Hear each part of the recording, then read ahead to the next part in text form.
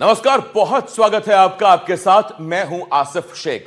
11 दिसंबर 2023 को जब 163 विधायकों के बीच से डॉक्टर मोहन यादव के नाम का ऐलान सीएम के लिए हुआ तो हर कोई हैरान रह गया। मध्य प्रदेश जैसे बड़े राज्य के नेतृत्व को लेकर हर किसी के मन में संशय था, लेकिन इन 2 सालों में मोहन यादव ने कैसे हर एक चैलेंज को कबूल किया और कैसे हर एक मोर्चे पर खुद को साबित किया। मध्य प्रदेश में प्रति व्यक्ति आय बढ़ी, इन्वेस्टमेंट आया, प्रदेश की जीडीपी बढ़ी। यह सब कैसे मुमकिन हुआ? एमपी की इकोनॉमी को बूस्ट देने के लिए सीएम मोहन यादव ने 2 साल में क्या कुछ कदम उठाए, इस रिपोर्ट में देखिए।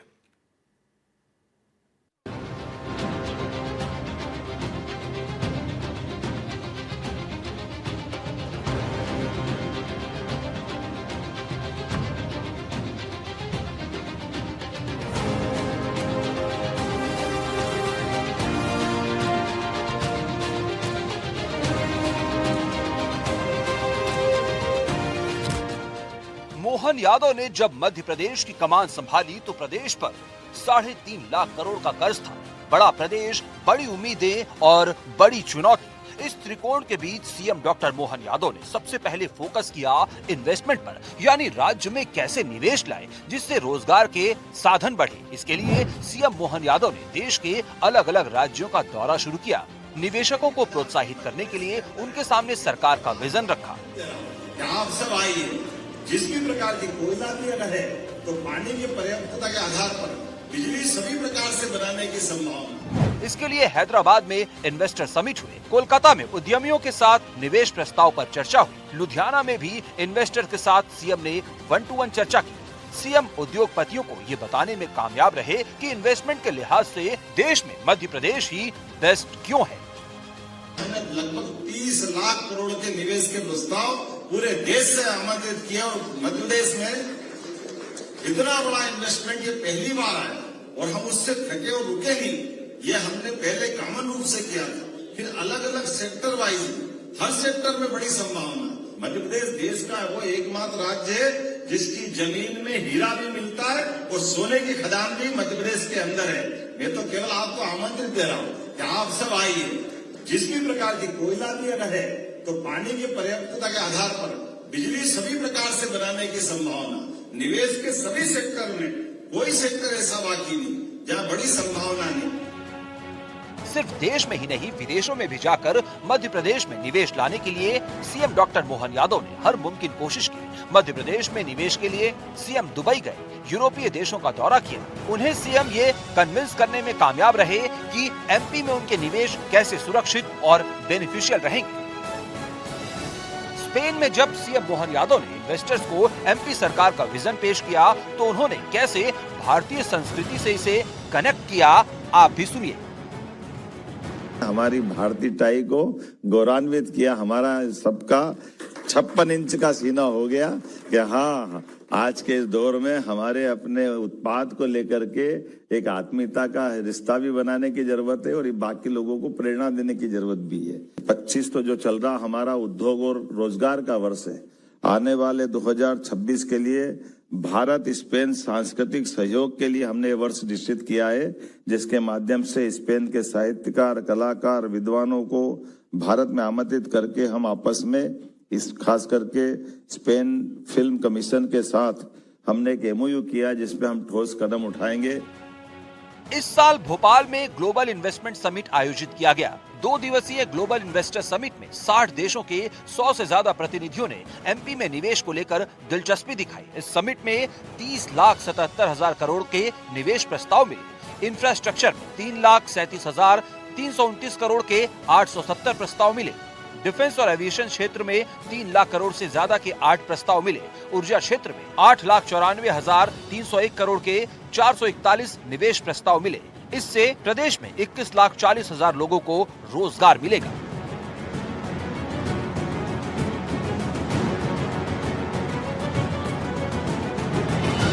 पूरे मध्य प्रदेश में रोडों की बात करें, आप फ्लाईओवर्स की बात करें, आप हमारे जल की बात करें, आप स्वच्छता की बात करें, आप एयर क्वालिटी की बात करें, सारे मामलों में मध्य प्रदेश अव्वल जा रहा है पूरे देश में। बहुत बड़े बड़े कदम यशस्वी मुख्यमंत्री मोहन यादव जी की सरकार ने कदम उठाए हैं और निश्चित तौर पर आने वाले 3 वर्ष में मेरा ऐसा मानना है कि मध्य प्रदेश पूरे देश का नंबर 1 प्रदेश होगा डॉक्टर मोहन यादव जी यशस्वी मुख्यमंत्री जी के नेतृत्व में।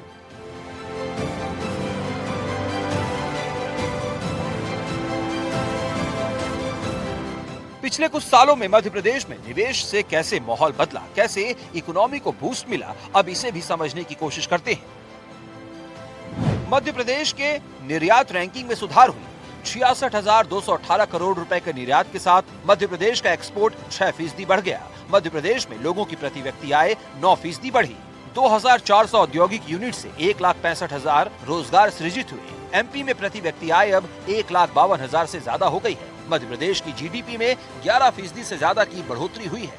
स्कूल छोड़ने वाली बच्चियों की संख्या 36% घटी है। दूध के उत्पादन में करीब 6% की बढ़ोतरी हुई है।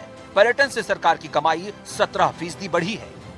इन 2 वर्षों में जो उनकी उपलब्धियां रही हैं, जो उनके कामकाज करने का तरीका रहा है, जो उनकी कार्य प्रणाली रही है, उसकी निरंतर समीक्षाएं प्रेस में भी हुई है, राजनीतिक क्षेत्रों में भी हुई है और सामाजिक क्षेत्रों में हुई है। और अब तक जो उसका परिणाम निकल के आया है, हम ये कह सकते हैं कि एक बेहतर मुख्यमंत्री के रूप में, एक ऊर्जावान मुख्यमंत्री के रूप में और एक विजन के साथ चलने वाले मुख्यमंत्री के रूप में उन्होंने 2 साल के रूप में काम किया है।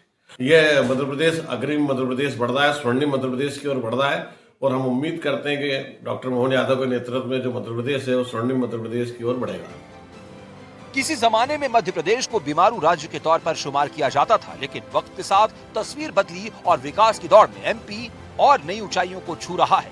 सेक्टर वाइज औद्योगिक क्लस्टर डेवलप हो रहे हैं, निवेश बढ़ रहा है, एक्सपोर्ट बढ़ रहा है और इन सब के साथ लोगों का लिविंग ऑफ स्टैंडर्ड भी बदल रहा है।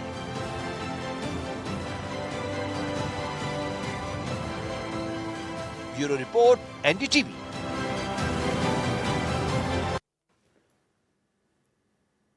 डॉक्टर मोहन यादव ने बतौर मुख्यमंत्री 2 साल का कार्यकाल पूरा कर लिया है। इन 2 सालों में कौन कौन सी योजनाएं मोहन यादव लेकर आए, कौन सी योजनाएं गेम चेंजर रही और मोहन सरकार के 2 साल के कार्यकाल में महिलाओं के कैसे सशक्त किया गया, इस रिपोर्ट में देखिए।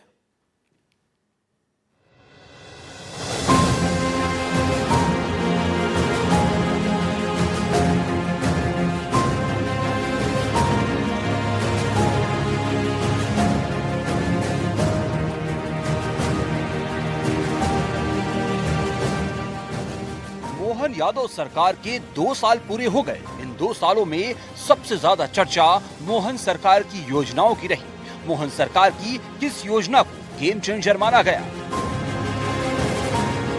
कौन सी योजना गेम चेंजर हुई, सब बताएंगे। उससे पहले मोहन सरकार की कुछ प्रमुख योजनाओं पर एक नजर डाल लेते हैं। मोहन सरकार में संबल योजना 2.0, लखपति दीदी योजना, आहार अनुदान योजना, रानी दुर्गावती श्री अन्न प्रोत्साहन योजना, शौर्य संकल्प योजना, पीएम श्री एयर एम्बुलेंस सेवा, भगवान बिरसा मुंडा स्वरोजगार योजना, टंटिया मामा आर्थिक कल्याण योजना और मुख्यमंत्री जनजाति विशेष वित्त पोषण जैसी योजनाएं चल रही हैं। ये परसेप्शन राजनीतिक क्षेत्रों में बना है कि महिलाओं को जो उनके खातों में पैसे डालने का जो लाभ है वो पार्टी को चुनाव में मध्य प्रदेश में मिला, महाराष्ट्र में मिला, उसी को दोहराया गया बिहार में, वहाँ भी मिला। तो जाहिर है कि ऐसे किसी इशू में जहाँ पर चुनावी लाभ दिख रहा हो, कोई भी मुख्यमंत्री पीछे नहीं हटेगा। उन्होंने उसकी राशि थोड़ी बढ़ाई है और मैं समझता हूँ कि चुनाव के आते आते ये राशि कुछ और अलग अलग दौर में बढ़ाई जाएगी। 2 साल में मोहन यादव सरकार कई नई योजनाएं लेकर आई, लेकिन सबसे ज्यादा फोकस महिला सशक्तिकरण पर रहा और इसका सबसे ताजा उदाहरण है संयुक्त राष्ट्र की संस्था United Nations entity for gender equality and the empowerment of the women के साथ एमओयू किया गया है। इसके तहत 5 लाख से ज्यादा कॉलेज छात्रों के भविष्य को संवारने का प्लान बनाया गया है। इसके तहत 2026 तक 200 कॉलेजों में जेंडर सेंसिटाइजेशन ट्रेनिंग, 50,000 छात्राओं को डिजिटल स्किल सर्टिफिकेट, 25,000 इंटर्नशिप और 10,000 प्लेसमेंट की व्यवस्था की जाएगी। 100 कॉलेजों में सेफ कैंपस सर्टिफिकेशन प्रोग्राम होगा। मोहन यादव सरकार की हर एक योजनाओं में नारी सशक्तिकरण की झलक साफ देखी जा सकती है और इन तमाम योजनाओं में सबसे ज्यादा चर्चा लाडली बहना योजना की है। मध्य प्रदेश में ये योजना सबसे प्रभावशाली बन चुकी है। लाडली बहना योजना के तहत राशि बढ़ाकर मोहन सरकार ने 1500 रुपए कर दी है। करीब 1 करोड़ 26 लाख महिलाओं को योजना का लाभ मिल रहा है। लाडली बहना योजना के तहत हर महीने करीब 1552 करोड़ ट्रांसफर किए जा रहे हैं। अब तक 43,376 करोड़ रुपए से ज्यादा की राशि बहनों के खाते में डाली जा चुकी है। मोहन यादव जी का, मेरे भाई का धन्यवाद करती हूँ कि उनसे मेरे को बहुत लाभ मिला है और मैं बहुत खुश हूँ। मेरे को घर भी मिला उनसे लाडली बहना के पैसे भी मिल रहे हैं। स्कूल में मेरे बच्चों की अभी बोल रहे हैं कि 2 बच्चों की फीस माफ़ होगी 1 बच्चे पे, तो मैं बहुत खुश हूँ उनके तरफ से। मेरे को लाडली बहना का भी लाभ मिल रहा है, मकान का भी मिल गया, सब चीज़ों के लिए अच्छे हैं। धन्यवाद। रुपये मिल रहे हैं महीने के महीने। बच्चों में फीस भरती हूँ, आधे किराना लाती हूँ घर में, आधे भरती हूँ। धन्यवाद करती हूँ, बहुत ये कर रही हूँ हमारे लिए, बहुत अच्छे कर रही हूँ। घर बैठ के पैसे दे रही है हमारे लिए। बुरहानपुर में मोहन यादव के कार्यकाल के बारे में मैं बताना चाहूँगा कि बहुत ही अच्छा उनका कार्यकाल रहा युवाओं के प्रति और बुरहानपुर के प्रति, और उन्होंने युवाओं के लिए कई सारी योजनाएं ऐसे लाई जो कि वो देश स्तरीय पर आगे बढ़ सके और कार्यकाल उद्योग धंधे बना सके, यह पहल की गई है। शिवराज जी ने और पूर्व के मुख्यमंत्री द्वारा बीजेपी के अनेकों योजनाएं चालू की गई थी, उसको निरंतर जारी रखने का कार्य हमारे मोहन यादव जी ने किया और उसके अंदर बहुत सारे सुधार और उसको गति देने का काम जो मोहन यादव जी की सरकार ने किया, उसके लिए मेरी ओर से बहुत सारी बधाई और शुभकामनाएं। लाडली बहना योजना न सिर्फ जेंडर इक्वालिटी पर फोकस्ड है, बल्कि जाति धर्म की दीवार से परे हर धर्म हर वर्ग के लोगों तक इस योजना का लाभ पहुंच रहा है।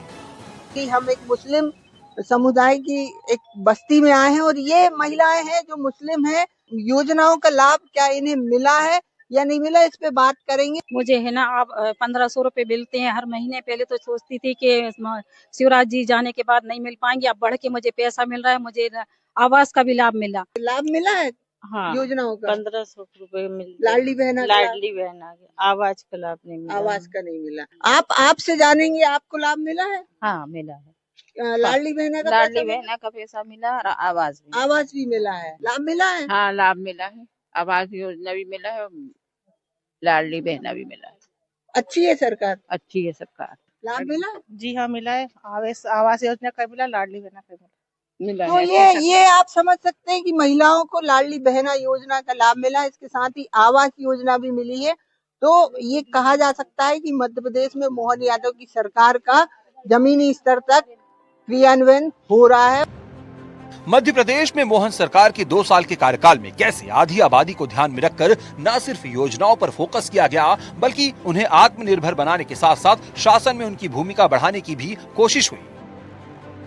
मध्य प्रदेश में लखपति दीदी योजना का लाभ 1 लाख से अधिक महिलाओं को मिल रहा है। स्वयं सहायता समूह के जरिए 62 लाख महिलाओं को जोड़ा गया है। शिक्षा, स्वास्थ्य और स्वच्छता में महिला केंद्रित योजनाएं चलाई जा रही हैं। 223 करोड़ रुपए की छात्रवृत्तियां छात्राओं को वितरित की गई हैं। महिलाओं को सरकारी सेवाओं में 35% और स्थानीय निकायों में 50% आरक्षण दिया गया है। महिला कल्याण पर कुल 1,21,000 करोड़ के बजट का प्रावधान किया गया है। देवी अहिल्या नारी सशक्तिकरण मिशन के जरिए महिलाओं को रोजगार से जोड़ा जा रहा है। महिला उद्यमिता को मजबूत करने के लिए 275 करोड़ रुपए की वित्तीय सहायता दी गई है। लाडली लक्ष्मी बहना जो योजना चल रही है जी, वो उसको आप कैसे देखते हैं, कितने फायदेमंद है वो? बहुत फायदेमंद है, जिसके हमारे राज्य के मुख्यमंत्री श्री मोहन यादव जी का बहुत बहुत धन्यवाद और साधुवाद करते। और साथ ही जो हमारी बहनें हैं, जो राज्य की करोड़ों बहनें, वो जो आत्मनिर्भर और सशक्त हुई है, उसके लिए भी उनका अभिनंदन भी करते हैं। और साथ ही हमारे जो मुख्यमंत्री, उनका बहुत बहुत धन्यवाद करते हैं। वो मध्य प्रदेश को आत्मनिर्भर प्रदेश बनाने के ध्येय को लेकर चल रहे हैं और कई नवाचार कर रहे हैं। अभी आपको यदि हम बताएं तो हमारे एयर एम्बुलेंस की जो सुविधा है, वो एक स्वास्थ्य की बहुत बड़ी सुविधा के रूप में सामने आई है। कहना चाहिए प्रदेश की जनता का जो आशीर्वाद है वो उनके साथ है, तभी हम 29 सीटों पे जनता का आशीर्वाद हमें मिला है। महिलाओं के साथ साथ कृषि क्षेत्र में भी सरकार ने 2 सालों में काफी फोकस किया है। खासकर कृषि क्षेत्र में सिंचाई का रकबा डबल किया गया है, जो 48 लाख हेक्टेयर से बढ़कर 100 लाख हेक्टेयर हो चुका है। और तो और अब लखपति दीदी योजना की तर्ज पर लखपति 1 बीघा किसान योजना लाने की भी तैयारी है। इसके तहत 1 बीघा भूमि से 1 लाख रुपए की कमाई करने वाले किसानों को पहचान कर उन्हें प्रोत्साहित किया जाएगा। इसके साथ ही भावांतर योजना को भी लॉन्च किया गया है। सोयाबीन के एमएसपी दर को भी बढ़ाया गया है। किसान को खेत में ड्रिप लाइन के ऊपर सब्सिडी, हमारे जो किसानों की जो बिजली के बिल आते हैं उसमें सब्सिडी दी जा रही है। हमको किसानों को रासायनिक उर्वरक खाद पर किसानों को सब्सिडी दी जा रही है। अनेक प्रकार की सरकार के द्वारा सब्सिडी के रूप में सहायता किसानों को दी जा रही है, ताकि किसान अपनी घर का जीवन यापन अच्छे से कर सके। मैं एक बड़वानी जिले का किसान होने के नाते माननीय मुख्यमंत्री मोहन यादव जी के द्वारा जो योजनाएं चलाई जा रही है उनका राज्य सरकार का, मुख्यमंत्री मोहन यादव जी का धन्यवाद एवं आभार प्रकट करता हूं। प्रधानमंत्री सम्मान निधि और मोहन यादव जी का है मुख्यमंत्री सम्मान निधि किसानों को मिल रही है, समय पे मिल रही है। किसानों को क्या है, सभी प्रकार से, जैसे यूरिया है उस पर सब्सिडी है, DAP उस पर सब्सिडी है और ड्रिप है उस पर सब्सिडी है। किसानों को लाभ मिल रहा है और अच्छी योजनाएं चल रही है किसानों के हित में। 2 साल में अपनी कई गेम चेंजर योजनाओं के जरिए डॉक्टर मोहन यादव ने हर वर्ग तक पहुंचने की कोशिश की है। एक तरफ आधी आबादी को सशक्त कर उन्हें प्रदेश की अर्थव्यवस्था को आगे बढ़ाने में साथ जोड़ा, तो दूसरी तरफ कृषि सेक्टर में फोकस कर ग्रामीण अर्थव्यवस्था को भी नई रफ्तार देने की कोशिश की है। Bureau report, NDTV।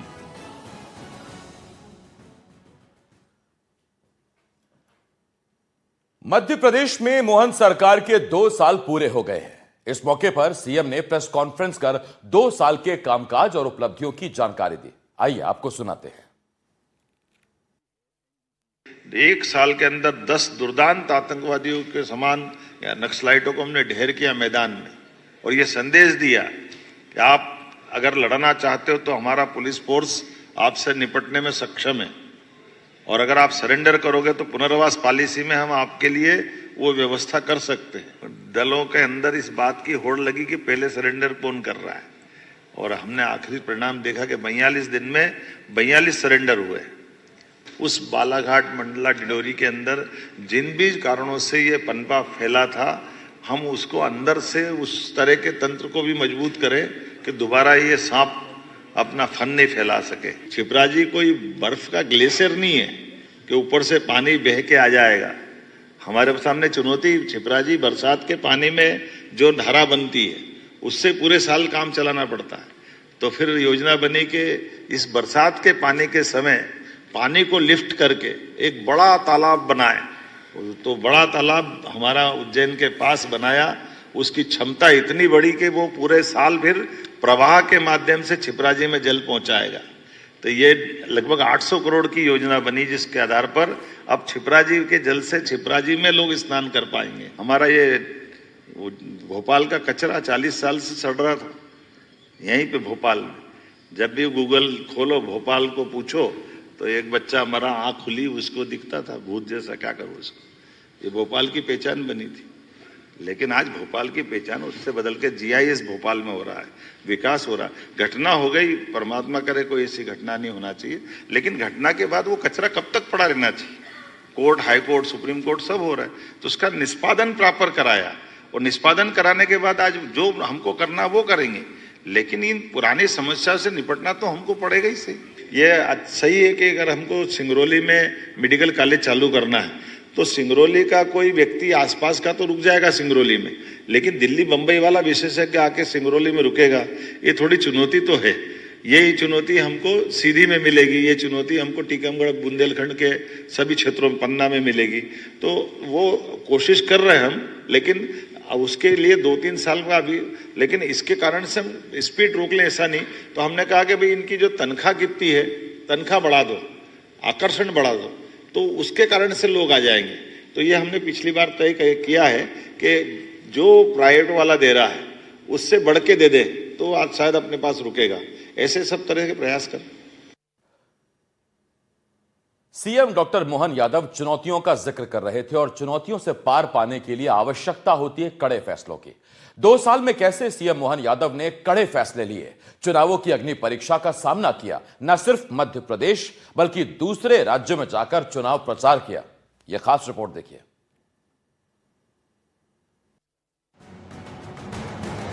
मैं डॉक्टर मोहन यादव ईश्वर की शपथ लेता हूं कि मैं विधि द्वारा स्थापित भारत के संविधान के प्रति सच्ची श्रद्धा और निष्ठा रखूंगा। मैं भारत की प्रभुता और अखंडता अक्षुण्ण रखूंगा। मैं मध्य प्रदेश के राज्य के मुख्यमंत्री के रूप में अपने कर्तव्यों का श्रद्धापूर्वक और शुद्ध अंतःकरण से निर्वहन करूंगा। 13 दिसंबर 2023 मध्य प्रदेश के नए मुख्यमंत्री के रूप में डॉक्टर मोहन यादव ने शपथ ली। जिस राज्य के मुख्यमंत्री के तौर पर डॉक्टर मोहन यादव शपथ ले रहे थे, उस राज्य पर करीब 3.5 लाख करोड़ रुपए का कर्ज था। कर्ज के बोझ के साथ प्रदेश की 7 करोड़ जनता की उम्मीदों पर खरा उतरने की चुनौती भी थी। लेकिन पिछले 2 साल में हर चुनौती, हर बाधाओं को पार करते हुए मोहन सरकार ने अपने 2 साल का कार्यकाल पूरा कर लिया। 2 वर्ष के किनारे हो रहा टाइम। 13 तारीख को यद्यपि शपथ ली थी, लेकिन तब से हमने युवाओं के लिए, गरीबों के लिए, महिला और किसानों की बेहतरी के लिए लगातार सब क्षेत्रों में काम किया है। खास करके कृषि क्षेत्र में सिंचाई का रकबा डबल करने की दिशा में 42 लाख हेक्टेयर से बढ़ा करके 100 लाख हेक्टेयर पे हमने नदी जोड़ो अभियान और ऐसे कई बड़े प्रोजेक्ट लिए, जिसके कारण से आज की स्थिति में लगभग 56 लाख हेक्टेयर का हमारा एरिया बढ़ा है। मेडिकल कॉलेज की संख्या डबल हुई है। कॉलेज, स्कूल, रोजगार के लिए इंडस्ट्रियल ग्रोथ रेट हमारी नेशनल औसत से आगे चली गई है। और जिस प्रकार से गति ली है, हम निश्चित रूप से भारत के अंदर मध्य प्रदेश का स्थान सबसे अच्छा होगा, इस दिशा में काम कर रहे हैं। दिसंबर का यही महीना था। 163 विधायक कतार में बैठे थे। हर किसी के मन में एक ही सवाल था, मध्य प्रदेश का अगला मुख्यमंत्री कौन होगा। तभी तीसरी पंक्ति में इत्मीनान से बैठे एक विधायक के नाम को पुकारा गया। तीसरी पंक्ति में बैठे उज्जैन दक्षिण के जिस विधायक का नाम पुकारा गया था, वो कोई और नहीं बल्कि डॉक्टर मोहन यादव थे। अपने मन से वास्तव में भारतीय जनता पार्टी ये होती जोरदार ताली बजाए। मैं आप सबको प्रणाम करता हूँ और आप सबका धन्यवाद अदा करता हूँ। मोहन यादव बेशक मध्य प्रदेश के मुख्यमंत्री बन गए, लेकिन 4 बार के सीएम रहे शिवराज सिंह चौहान मध्य प्रदेश में जो मानक तय कर गए, उनके आगे अपनी लकीर खींच पाना डॉक्टर मोहन यादव के लिए सबसे बड़ा इम्तिहान था। हालांकि इन 2 सालों में मोहन यादव ने अपनी लकीर को बड़ा करते हुए एमपी के विकास को उसी ट्रैक पर आगे बढ़ाने की कोशिश की। सीएम बनते ही सबसे बड़ी चुनौती मोहन यादव के सामने सियासी पिच पर थी। इनमें सबसे बड़ा चैलेंज सीनियर्स को साधने की थी। सभी को लग रहा था कि सीनियर्स की टोली में मोहन यादव शायद ही फिट हो पाएंगे। कई सीनियर नेता उनके मंत्रिमंडल में शामिल हुए। डॉक्टर मोहन यादव ने 2 साल में बिना किसी मनमुटाव और खींचतान के सरकार बखूबी चलाकर दिखाई। इस दौरान सीएम ने कई बड़े फैसले भी लिए। सीएस और सीएम की जोड़ी बहुत अच्छी है, लेकिन इस जोड़ी में कहीं कहीं झोल इसलिए आ जाता है कि पॉलिटिकल प्रेशर भी आ जाते हैं। तो यदि मोहन यादव जी को बाकी 3 साल निकालने हैं तो पॉलिटिकल प्रेशर से ऊपर उठ के, राजनीतिक दबाव से उठ के उन्हें तेजी से काम करना होगा। इसकी एक पहल भोपाल में शुरू की है प्रदेश भाजपा अध्यक्ष ने कि अब वो 2-2 मंत्रियों को हर सप्ताह वहाँ बुलाने लगे हैं। ये जाहिर इसीलिए हुआ है कि ये मंत्री लोग जिलों में जाते थे लेकिन बात सुनते नहीं थे कार्यकर्ताओं की। ये जो अंकुश लगाने का काम हुआ, इससे मोहन यादव सरकार के बाकी 3 साल भी बहुत अच्छे गुजरेंगे। सीएम बनने के बाद मोहन यादव के सामने सबसे बड़ी अग्नि परीक्षा 2024 का लोकसभा चुनाव था, क्योंकि एमपी की 29 लोकसभा सीटों में से बीजेपी के खाते में 28 थी और मोहन यादव के सामने इस प्रदर्शन को बरकरार रखने का दबाव था। लेकिन जब लोकसभा चुनाव हुए, नतीजे आए, तो मोहन यादव ने राजनीतिक पंडितों को भी हैरान कर दिया। बीजेपी ने मध्य प्रदेश में क्लीन स्वीप कर दिया। 27 साल बाद कांग्रेस का गढ़ माने जाने वाली छिंदवाड़ा सीट पर बीजेपी ने जीत का परचम लहराया। इससे पहले छिंदवाड़ा की ही अमरवाड़ा विधानसभा उपचुनाव में मोहन यादव की अगुवाई में 16 साल बाद बीजेपी को जीत मिली थी।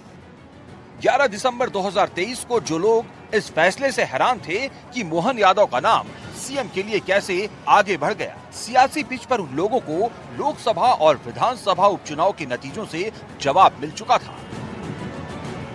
जो काम 27 साल से नहीं हुआ था, 6 महीने में उस काम को पूरा करते हुए मोहन यादव ने कमलनाथ के मजबूत किले को भेद दिया था।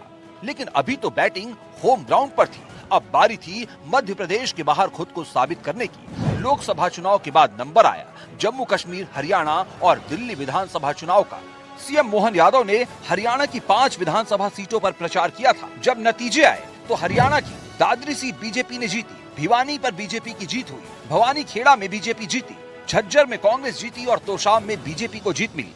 मतलब जिन 5 सीटों पर सीएम मोहन यादव ने प्रचार किया था, उनमें 4 पर बीजेपी जीती और इस तरह बीजेपी का स्ट्राइक रेट 80% से ज्यादा रहा। हरियाणा में मोहन यादव का जादू जमकर चला। इसके बाद बारी आई दिल्ली के दंगल की। दिल्ली विधानसभा चुनाव में भी मोहन यादव स्टार प्रचारक रहे। दिल्ली के 9 सीटों के लिए मोहन यादव ने प्रचार किया, 8 पर बीजेपी को जीत मिली। दिल्ली की मादीपुर, रोहिणी, मुस्तफाबाद, बादली सीट पर बीजेपी जीती, जबकि सीलमपुर की एकमात्र सीट पर बीजेपी को हार मिली। इसके अलावा विकासपुरी, उत्तम नगर, नजफगढ़, मालवीय नगर, जहां जहां सीएम मोहन यादव ने प्रचार किया, वहां वहां बीजेपी को जीत मिली। मध्य प्रदेश के बाहर चुनावी मैदान में डॉक्टर मोहन यादव की धुआंधार पारी चलती रही। जम्मू की जिस सांबा सीट पर मोहन यादव ने चुनाव प्रचार किया था, वहां भी बीजेपी जीती। इसके बाद सबसे टफ मैच का वक्त आया बिहार का।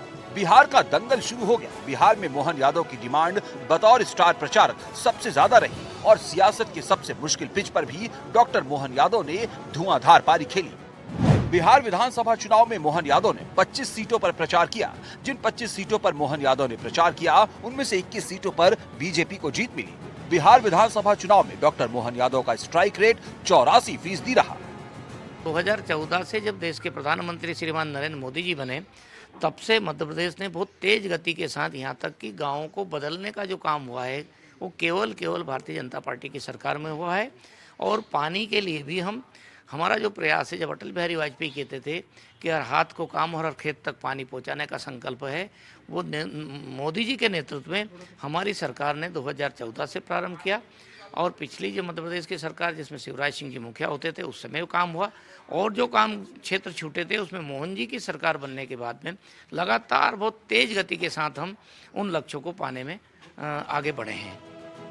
समय बीतता गया और धीरे धीरे मुख्यमंत्री मोहन यादव जनता के बीच प्यारे भैया, मोहन भैया के तौर पर लोकप्रिय होने लगे। जहां बीजेपी के अधिकतर नेता खुद को राम भक्त बताते हुए राम पर फोकस करते हैं, वहीं मोहन यादव ने कृष्ण भक्त और उज्जैन से खुद को जोड़कर अलग छवि बनाई। कृष्ण जन्मभूमि की बात करें तो जन्माष्टमी का आयोजन सरकारी स्तर पर कर अपनी छवि को और बेहतर किया। एक तरफ जनमानस के बीच अपनी अलग छवि बनाई, दूसरी तरफ सत्ता और संगठन के बीच बेहतर तालमेल बनाकर भी चलते रहे। जमीनी स्तर पर सरकार की योजनाओं और इमेज बिल्डिंग को बेहतर बनाने में काम किया। इस तरह अपने कुशल नेतृत्व से डॉक्टर मोहन यादव ने 2 साल का कार्यकाल सफलतापूर्वक पूरा कर लिया। Bureau report, NDTV।